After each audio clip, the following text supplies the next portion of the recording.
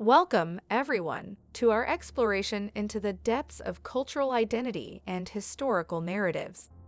Today, we embark on a journey to understand the profound impact of colonialism on the perception of Esu as Satan.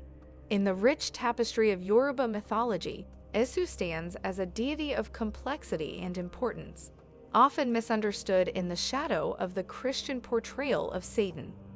As we peel back the layers of history, we'll discover how colonial encounters reshaped the understanding of these spiritual figures, leading to lasting misconceptions that continue to influence perceptions today. This exploration is not just about correcting a historical narrative. It's about understanding the broader implications of cultural exchange, conflict, and the power of belief systems in shaping our world. Join us as we delve into this compelling topic, seeking clarity and a deeper appreciation for the diverse spiritual landscapes that shape human civilization. Understanding Esu and Satan. In Yoruba mythology, Esu is pivotal as the deity of crossroads, chaos, and communication. Unlike the evil figure often portrayed in Western narratives, Esu embodies the necessary balance between opposing forces. He is the trickster, yes, but also the mediator and messenger, facilitating the flow of information between the gods and humanity. His dynamic nature allows for change, innovation, and the resolution of conflicts. However, the complexity of Esu's character often leads to misinterpretation, especially when viewed through the lens of Christian theology, where the binary of good and evil prevails. As we explore the nuances of Esu's character, we begin to understand how colonial perspectives distorted his image, simplifying a multifaceted deity into a caricature of evil akin to the Christian Satan. This misrepresentation strips away Esu's rich layers of meaning and cultural significance, urging us to look beyond the surface and appreciate the depth of Yoruba spiritual philosophy. Satan, a figure known across Abrahamic religions, embodies the ultimate adversary, the embodiment of evil and opposition to divine will. Originating from Judaic traditions, the character of Satan evolves through texts and interpretations, becoming a central figure in Christian theology as the fallen angel, the tempter, and the accuser. In the Christian narrative, Satan's role is clear. He is the antagonist, the corrupter of humanity, and the eternal opponent of God's goodness. His story is one of rebellion, deceit, and destruction. This narrative starkly contrasts deities' more nuanced and less dichotomous roles in other religions, such as Esu in Yoruba mythology. The portrayal of Satan in the Bible, from the serpent in Genesis to the apocalyptic beast in Revelation, has profoundly influenced Western culture and religious thought.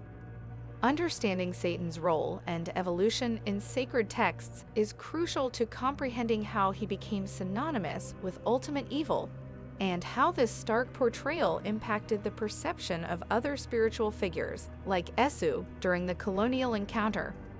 The impact of colonialism in Africa. As European powers ventured into Africa, they brought with them not just ambitions of empire, but also their religious and cultural frameworks. Colonialism was more than a political conquest, it was a cultural and spiritual upheaval. The introduction of Christianity was a critical aspect of this transformation, often leading to the suppression or reinterpretation of indigenous beliefs.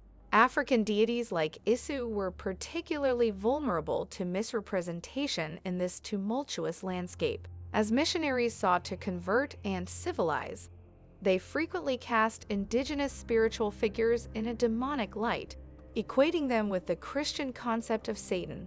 This was not merely a misunderstanding, but a deliberate strategy to delegitimize and suppress traditional beliefs, making way for the spread of Christianity. The impact of this strategy was profound, leading to a lasting legacy of misunderstanding and stigma against African traditional religions.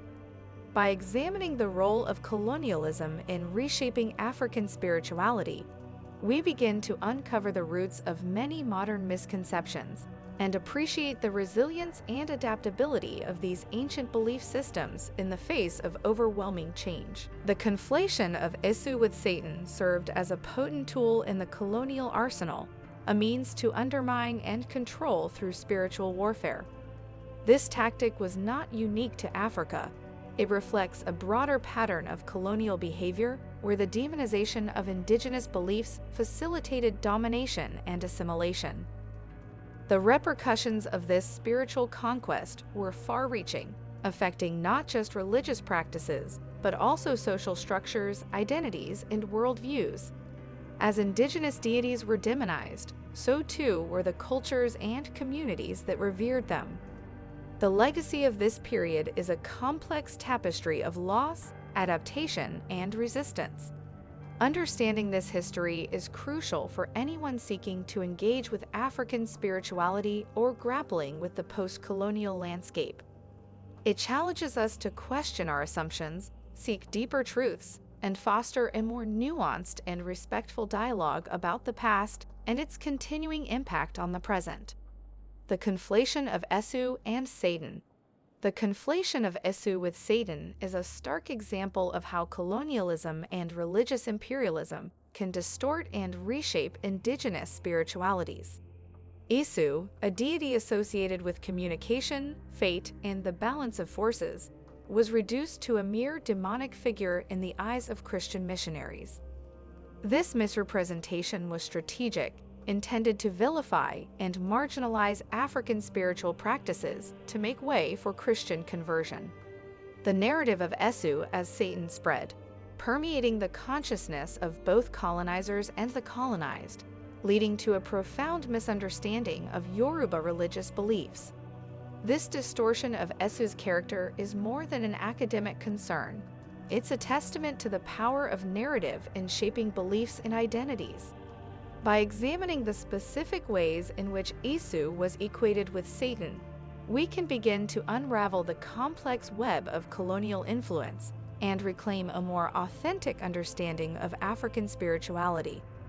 The impact of equating Isu with Satan reverberated throughout Yoruba society and beyond, affecting not just religious practices, but also cultural identity and social cohesion. As Isu was demonized, so too were the practitioners of the Yoruba religion, often facing persecution, stigmatization, or forced conversion. The spiritual landscape of Africa was irrevocably altered, with traditional beliefs either going underground or adapting in various ways to survive.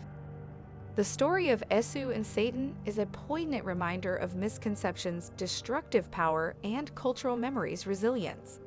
Today, as scholars, practitioners, and communities work to correct these historical wrongs, the figure of Isu emerges not just as a subject of academic interest, but as a symbol of cultural revival and resistance against the lingering effects of colonialism. Understanding this history is not just about correcting a false equivalence. It's about honoring the complexity and diversity of human belief and acknowledging the enduring impact of historical narratives on contemporary identities. Consequences and continuing misconceptions. The demonization of Isu as Satan has left a lasting legacy, echoing through generations and across continents. The consequences of this colonial narrative extend beyond religious misinterpretation. They permeate cultural identity, social cohesion, and personal spirituality. African communities, both on the continent and in the diaspora, have grappled with the stigma and marginalization of their traditional beliefs. This has led to a fragmentation of cultural heritage and a sense of loss that is keenly felt. However, it has also sparked a movement towards reclaiming and revitalizing these ancient practices. Understanding the ongoing impact of these misconceptions is crucial for healing and moving forward. It requires us to confront the past, recognize the resilience of suppressed traditions, and celebrate the rich diversity of African spiritual landscapes. Despite the strides made in reclaiming and understanding traditional African spirituality, misconceptions about Isu and the conflation with Satan persist. These enduring myths influence perceptions and attitudes, often hindering intercultural understanding and respect. The journey to correct these misconceptions is ongoing, involving scholars, practitioners, and allies committed to uncovering the truth and promoting a more inclusive narrative. This process is not just about rectifying historical inaccuracies. It's about fostering a world where diverse spiritualities are recognized and respected. By continuing to challenge and educate against these misconceptions, we contribute to a more nuanced and empathetic understanding of the world's rich tapestry of beliefs. The importance of decolonizing thought.